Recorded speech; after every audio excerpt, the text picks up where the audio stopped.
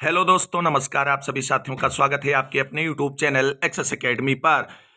कस्तूरबा गांधी बालिका विद्यालयों में कार्यरत रसोइयों के मानदेय वृद्धि को लेकर के धमाकेदार अपडेट निकलकर सामने आ रही है। उसके साथ साथ आउटसोर्स कर्मियों के नियमितीकरण पर बड़े फैसले की भी अपडेट आप सभी के लिए शेयर करने वाले हैं इस वीडियो के माध्यम से। तो आप सभी से निवेदन है कि वीडियो को बिना स्किप किए हुए अंत तक देखें, जिससे वीडियो में शेयर की गई सारी जानकारी को आप आसानी से समझ सके। वीडियो में आगे बढ़ने से पहले छोटी सी रिक्वेस्ट है, प्लीज वीडियो को लाइक करें, दोस्तों में शेयर करें। जितने भाई बहन चैनल पर पहली बार विजिट कर रहे हैं और अभी तक चैनल से नहीं जुड़े हैं तो प्लीज चैनल को सब्सक्राइब करके बेल आइकन जरूर दबाएं आगे की लेटेस्ट और ऑफिशियल अपडेट पाने के लिए। तो आइए दोस्तों, शुरू करते हैं आज की धमाकेदार अपडेट का यह वीडियो।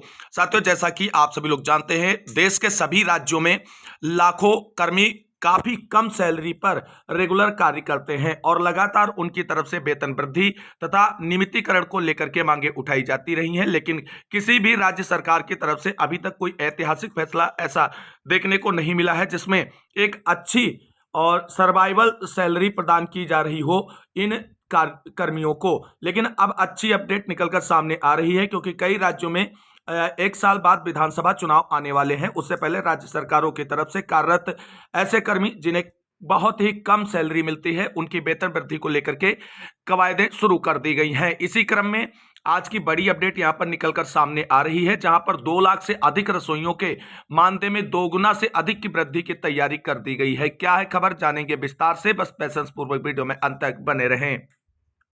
तो दोस्तों, देश भर में संचालित सभी कस्तूरबा गांधी बालिका विद्यालयों की तरह बिहार राज्य में भी कस्तूरबा गांधी बालिका विद्यालय संचालित है और बिहार सरकार की तरफ से एक बड़ा फैसला निकलकर सामने आ रहा है, जहां पर आप सभी लोग देख सकते हैं बिहार विधानसभा चुनाव से पहले लागू हो सकता है नया मानदेय प्रस्ताव। राज्य में 2 लाख रसोइयों के मानदेय में दोगुना वृद्धि की तैयारी की जा रही है राज्य सरकार बिहार की तरफ से।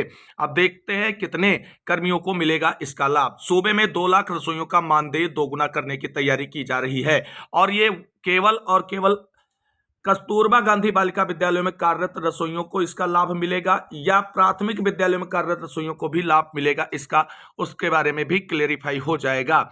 शिक्षा विभाग इसके लिए प्रस्ताव तैयार कर रहा है। मानदेय प्रतिमाह न्यूनतम 3,000 और अधिकतम 8,000 हो सकता है।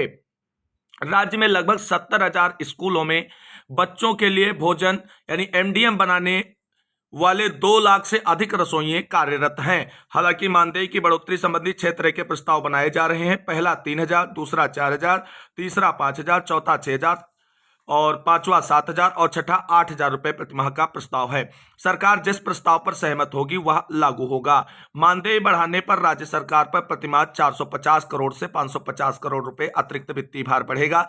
अभी स्कूलों में कुल 2,38,000 रसोइयां और सहायक रसोइयां हैं। बिहार में अभी रसोइयों का मानदेय प्रतिमाह 1,650 रुपए है। 2019 के पहले इन्हें 1,250 रुपए प्रतिमाह मिलता था।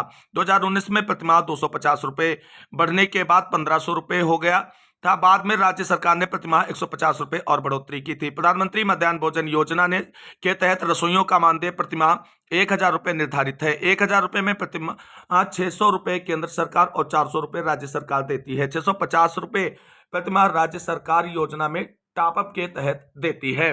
और आप सभी लोग देख सकते हैं काफी कम वेतन पर ये लाखों जो है रसोइयां कार्य कर रहे हैं। अब यहां पर आप सभी को बता दें, प्राथमिक और कस्तूरबा गांधी बालिका दोनों जगह पे जो रसोइयां कार्यरत हैं, दोनों को वेतन वृद्धि का लाभ मिलेगा। अन्य राज्यों की अगर हम बात करें तो देख सकते हैं तमिलनाडु में 12,500 रुपए मानदेय मिलता है रसोइयों को। विभिन्न राज्यों में इसके लिए मानदेय अलग अलग है। न्यूनतम 1,000 रुपए और अधिकतम 12,500 रुपए प्रतिमाह है। सबसे अधिक मानदेय 12,500 रुपए तमिलनाडु में है, केरल में 12,000 रुपए और हरियाणा में 7,000 रुपए हैं। तो इस तरीके से अन्य राज्यों से अगर कंपेरिजन करें तो जो बिहार में वेतन वृद्धि का फैसला लिया गया है, यहां पर कम से कम 7,000 से 8,000 रुपए न्यूनतम वेतन निर्धारित किया जाना चाहिए, तभी इन कर्मियों को कुछ राहत मिलेगी। अब यहां पर आप सभी लोग देख सकते हैं कि 3 से 8,000 तक प्रतिमाह मानदेय देने की जा रही तैयारी। वर्तमान में 1,650 रुपए मिल रहा है प्रति रसोइये को मानदेय। मानदेय में बढ़ोतरी पर खजाने पर कितना भार पड़ेगा? अगर 3,000 किया जाएगा तो 450 रुपए, 4,000 किया जाएगा 470 करोड़ रुपए और 5,000 प्रतिमाह किया जाएगा तो 490 करोड़। इसी तरीके से अगर 8,000 प्रतिमाह सैलरी दी जाएगी तो 550 करोड़ रुपए का जो है भार पड़ेगा राज्य कोष पर। छात्र छात्राओं की संख्या के आधार पर रसोइयां।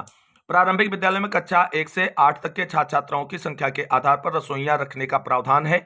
100 छात्र से कम रहने पर 1 रसोइया, 200 छात्र तक की संख्या पर 2 और इससे अधिक संख्या होने पर 3 रसोइया का प्रावधान है। रसोइया भी जिम्मेदारी सभी बच्चों के लिए प्रतिदिन मेनू के हिसाब से भोजन बनाना और खिलाना होता है।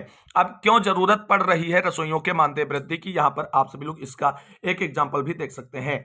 अकुशल मजदूर की दैनिक न्यूनतम मजदूरी 424 रुपए है, यानी 12,000 से ज्यादा है, 12,700 के समथिंग है।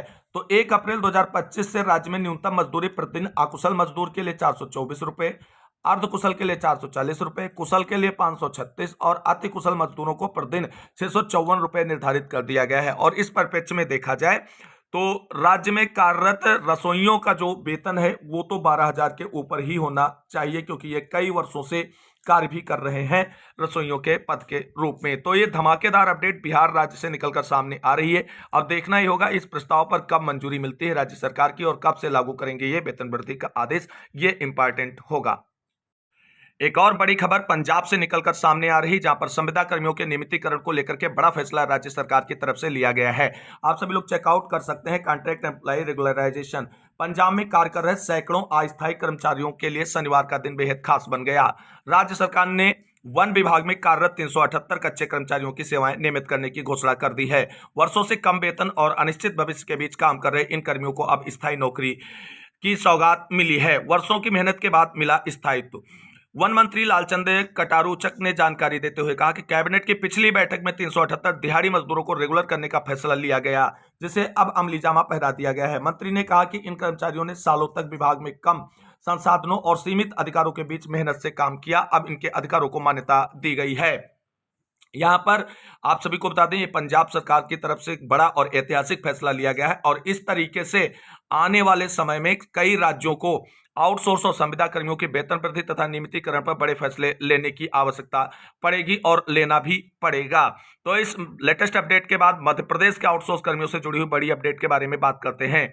दोस्तों यहां पर आप सभी लोग जानते हैं कि मध्य प्रदेश में आउटसोर्स संघर्ष कर रहे हैं और लगातार माननीय मुख्यमंत्री जी तक अपनी बातें पहुंचा रहे हैं, जो उनकी दिक्कतें हैं उसके समाधान के लिए। यहां पर आप सभी लोग देख सकते हैं आउटसोर्स कर्मचारी संघ ने मुख्यमंत्री का सम्मान किया।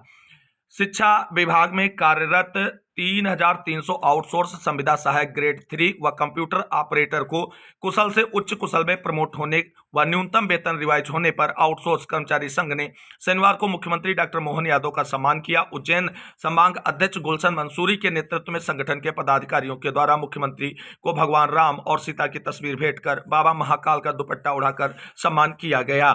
यहाँ पर दोस्तों आप सभी को बता दें मध्य प्रदेश में एक बिजली विभाग की तरफ से एक बड़ी अपडेट निकलकर सामने आ रही, जहां पर आउटसोर्स कर्मियों का ट्रांसफर अदर क्षेत्र में किया जा रहा है, जो नहीं होना चाहिए। इसका विरोध सभी आउटसोर्स कर्मी कर रहे हैं और जल्द ही इसमें राज्य सरकार की तरफ से इंटरफेरेंस देखने को मिलेगा, क्योंकि न्यूनतम वेतन पे आप काम भी ले रहे हैं और उन्हें अपने डोमेस्टिक एरिया से हटा करके दूर भेजेंगे, तो ऐसे में वो सर्वाइव कैसे कर पाएंगे। ऐसी व्यवस्थाओं का तुरंत विरोध होना चाहिए और राज्य सरकार को इस पर एक्शन लेते हुए इस प्रकार के किसी भी कंपनी की तरफ से जो फैसले लिए जाएं उसे तत्काल रद्द भी किया जाना चाहिए। तो आज की महत्वपूर्ण खबरों के साथ इस वीडियो में बस इतना ही। मिलते हैं एक और नई वीडियो में लेटेस्ट और धमाकेदार अपडेट के साथ। तब तक के लिए सभी भाई बहनों को जय हिंद, जय भारत, वंदे मातरम।